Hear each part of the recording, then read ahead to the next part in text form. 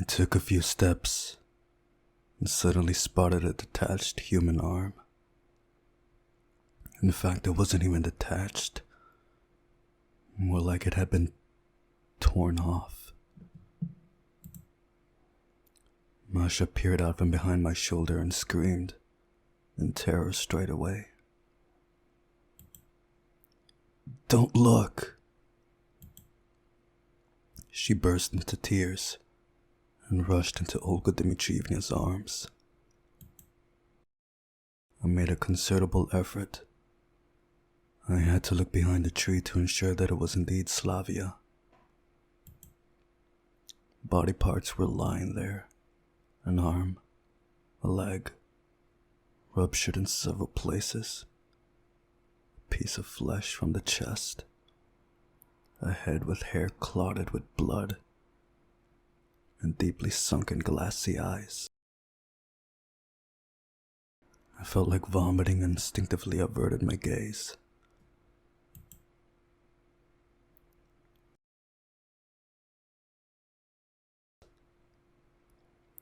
Who did this? How would I know?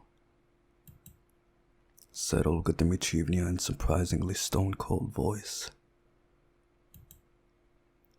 Throughout the camp, you're the only ones without an alibi. Masha continued to cry, now on my shoulder. What? You seriously think that we were able to do this? I gazed at her in fury. Now it didn't matter that much what was happening here. Silly jokes, or something more serious. A person had been murdered. A person who we knew. Slavia or Sasha, it makes no difference. Well, no. She hesitated. But someone did it after all. I would say some wild animals. Probably wolves. There were never any wolves around. So, you think a human could have done it? Well, there was no one else to blame. No. That makes no sense at all. It just can't. I hugged Masha tighter. Her sobbing became quieter. Anyway, we have to call the police. Of course we have to. Let's go. I think the last time someone died in this whole story was Lena. The very first time I went through the story,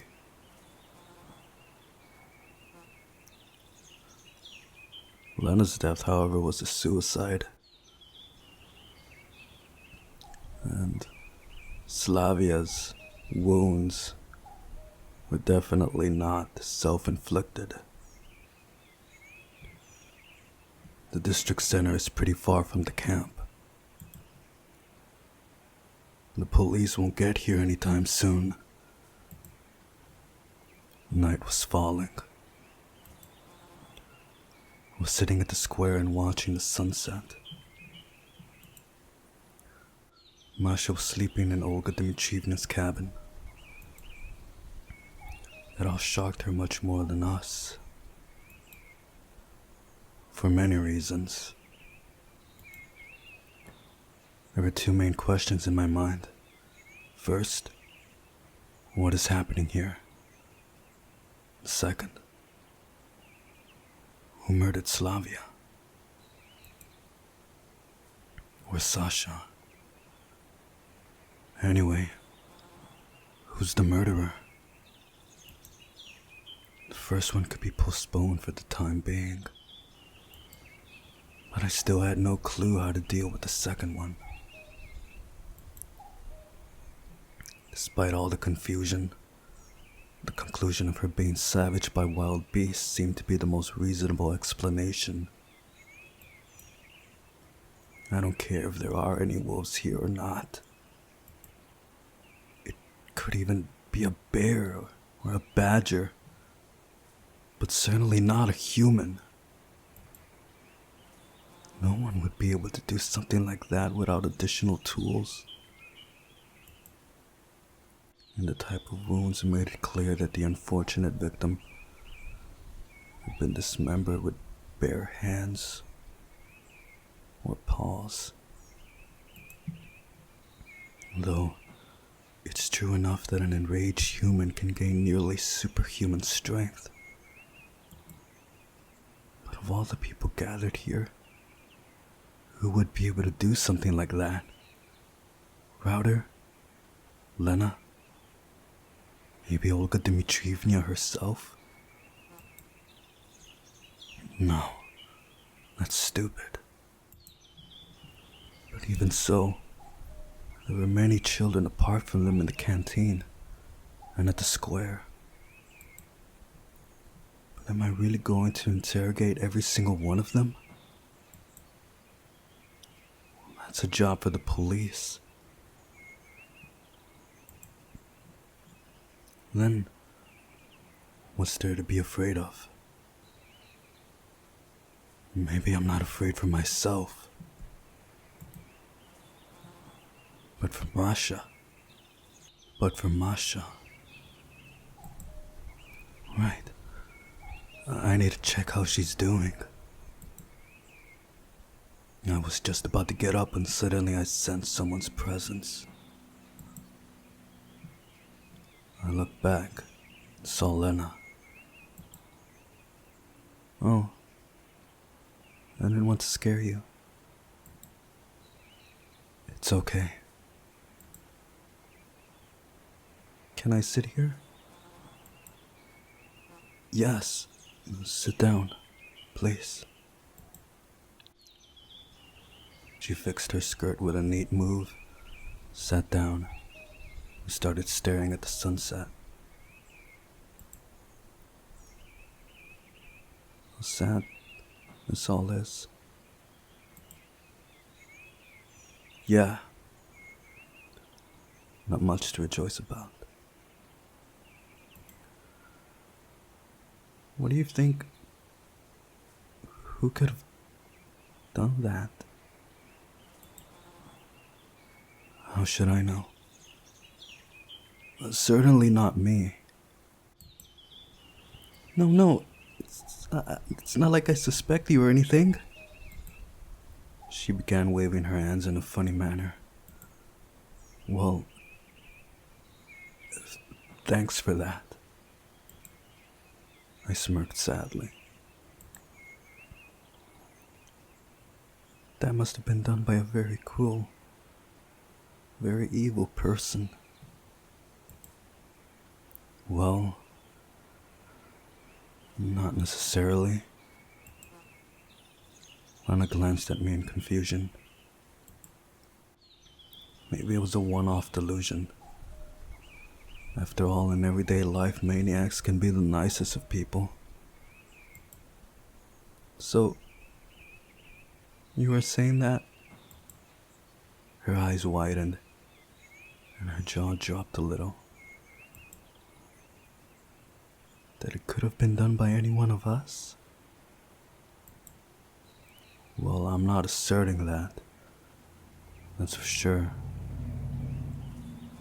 But the circle of suspects is quite large. No, none of the children could do that. No one. Anyway, it's up to the police to deal with. We spent some more time sitting in silence. I was about to leave when Lena suddenly whispered, "Holy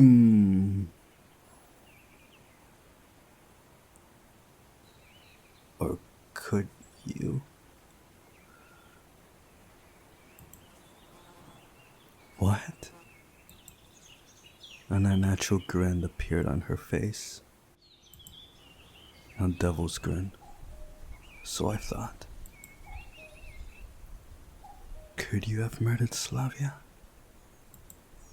Of course not. But you two didn't get along very well. Why do you think so? We were getting along just fine. It suddenly became clear that Lena most likely is not talking about me. More precisely, not the me from yesterday. And not the Slavia whose name is Sasha. I was sure about that. No, it wasn't me. Okay, relax. I'm not accusing you. She gave me a look, and for a second, her eyes seemed red to me. Maybe it was just a reflection of the sunset. I'm glad you got everything right. But it was you who said that everyone is worth suspecting. I didn't tell you to suspect everyone. I meant that we don't know who the criminal is. Yet. Oh, I see. Well, I hope you don't become the next victim. Lena said loudly and burst out laughing.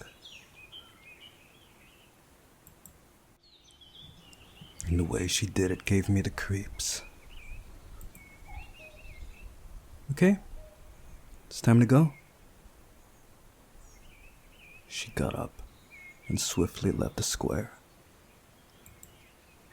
I chose not to linger and headed to Olga Dmitrievna's cabin.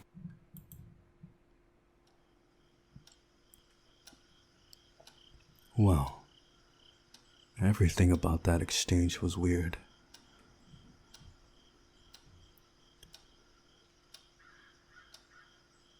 I can't tell if the story is trying to make me suspect Lena or that it's trying to make me suspect myself.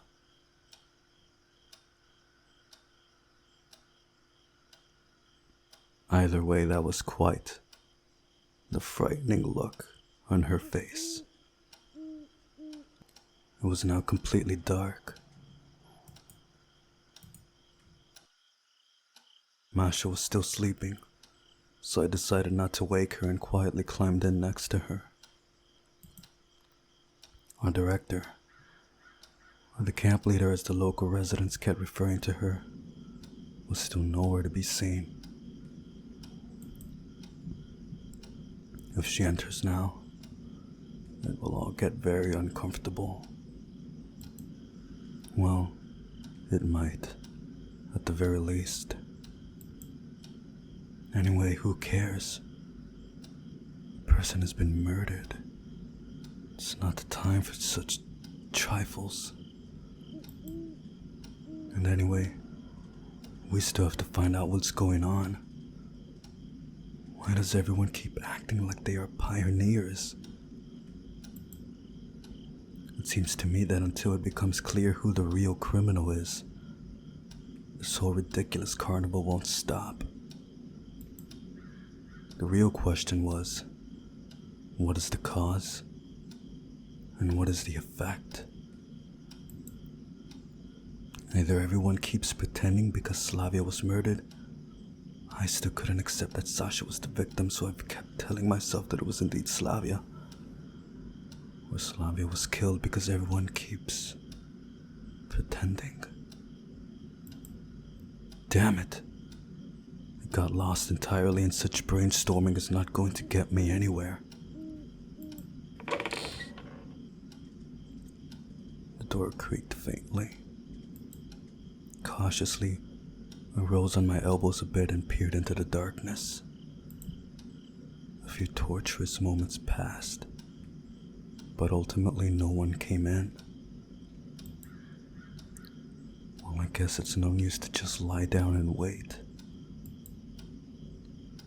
Right now it's probably just the wind blowing or something like that, but this late at night, when everyone is asleep. I stood up, grabbed my trousers in the dark and looked around. It was hardly probable that I might find something that could be used as a means of self-defense here, but I at least had to give it a try. Rummaging through the cabin's contents, I stumbled upon a locked drawer inside the cabinet. Sure, I'd love to find a gun or at least some kind of heavy crowbar there. However, I totally understood that I really shouldn't hold my breath for one. But it had to be locked for a reason. I pushed the cabinet from the wall, estimated where exactly on the backside the drawer was, and gave it a sharp and precise, so I would not wake Masha up, kick with my leg. The plywood cracked, and some things spilled forth from the drawer. Underwear, more underwear, matches. Oh, they might just come in handy. I shoved the matchbox into my pocket, and at the same moment I heard some strange noises from outside the door, as if some wild animal was scratching on it. Surely if that is the real criminal, I won't stand a chance against him. But no one shouldn't shrug off the possibility that it was the works of a local pioneer, who may have gone crazy or was just insane from the start. Anyway, I should still be able to knock out any of the local residents, even if he came at me with a knife. Thinking about a weapon gave me the creeps. No, I shouldn't be so overconfident. If I get into an encounter with someone who is, for example, armed with a knife, then I must shut the door, barricade all entrances, and wait for help.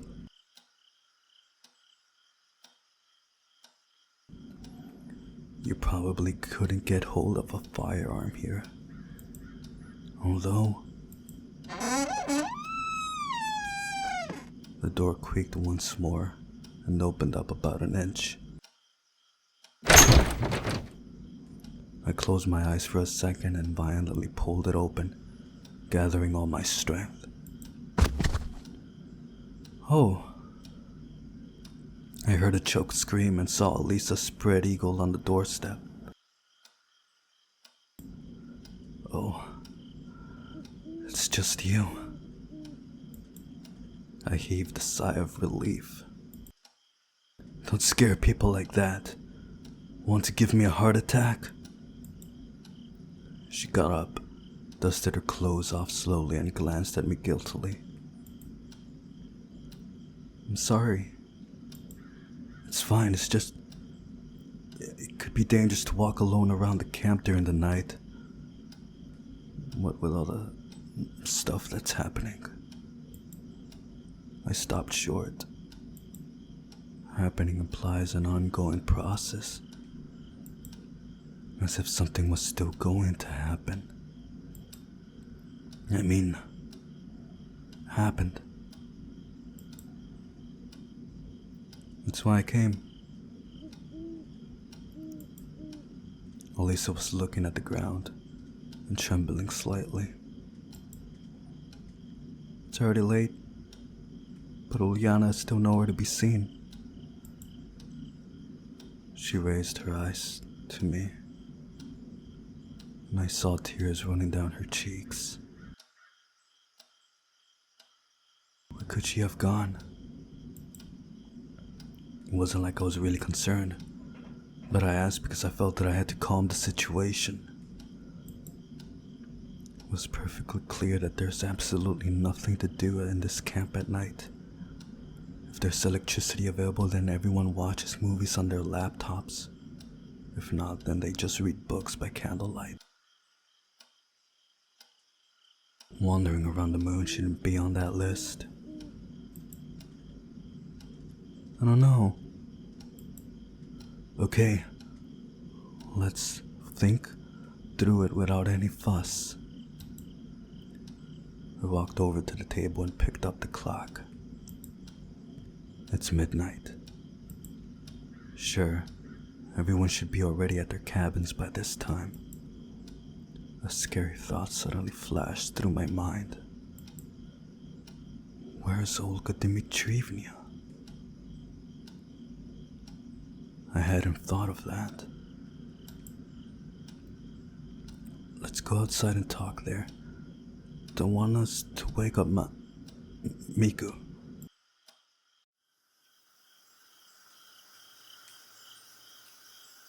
As we went out, I took a place by the stairs and started to think. Elisa stood beside me, wringing her hands with a pained look on her face as she watched the full moon rise. We have to call the police. We've already called them. But back then it was only Slavia.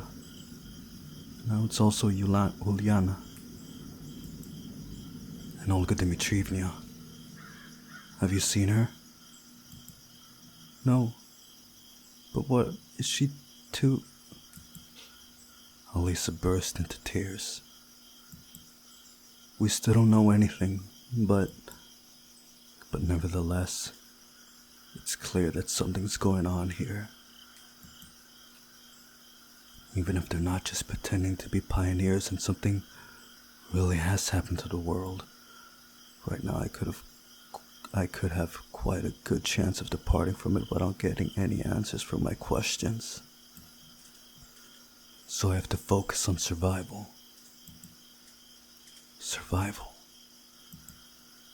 The word hit like a sharp pain to the back of the head. Survival. Just yesterday I didn't need to give the slightest consideration to anything like that. The quiet summer night was raining over everything around us. Not a breath of wind, not a rustle of grass, or a whisper of moving leaves could be heard. Nothing. Just the reflection of the moonlight in the cabin's windows, sparse clouds up in the sky, and yet impenetrable darkness all around. They say that when you gaze into the abyss also gazes into you. And the grasshoppers, these damned critters are pulling a double shift of DJing. As if they're constantly on duty. As the day shift winds up, the night shift, who got enough sleep, begins. Then the night ones knock off and... Semyon, we're in the middle of an emergency here. I have to find some insecticide after all. At least I can wipe out a couple of divisions. With any luck, that would get me some quiet living space around this cabin. Focus on living. Sure, I can't destroy them all. What the hell, there are probably more of them than there are humans in the entire world.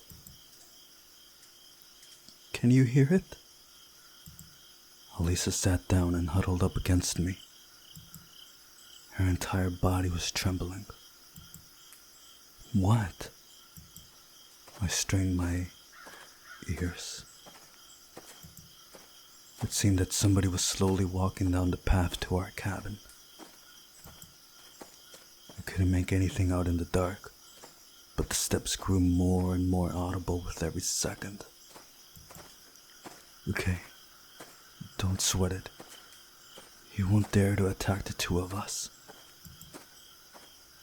Although, I wasn't really sure about that. My hands instinctively started to search for something I could use to defend myself. Hey, sorry.